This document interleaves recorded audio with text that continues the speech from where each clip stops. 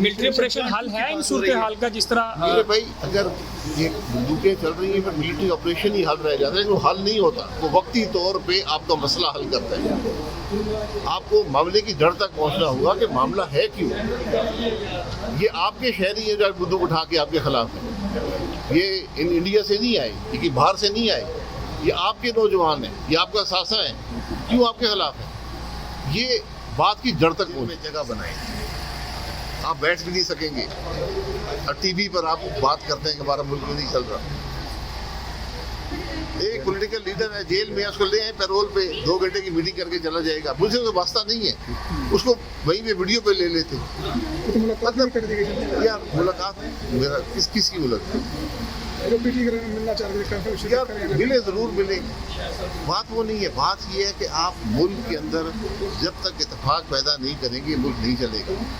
इन कुर्सियों में कुछ भी नहीं है, ये बात याद रखें। जिन कुर्सी पर आप सब बैठे हैं कुछ भी नहीं है इनके अंदर।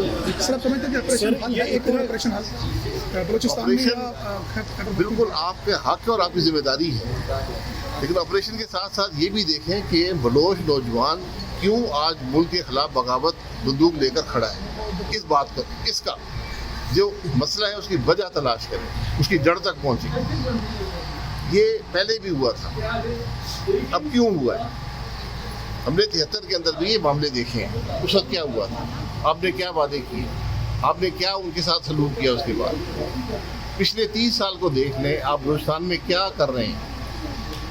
इलेक्शनों में क्या होता है बलूचिस्तान में, अगर आप किसी का हक नहीं देंगे, उसका इक़्तिदार में हिस्सा नहीं देंगे, उसके वसाइल उसको नहीं देंगे, उसको इज्जत भी नहीं देंगे, तो वो क्या करेगा।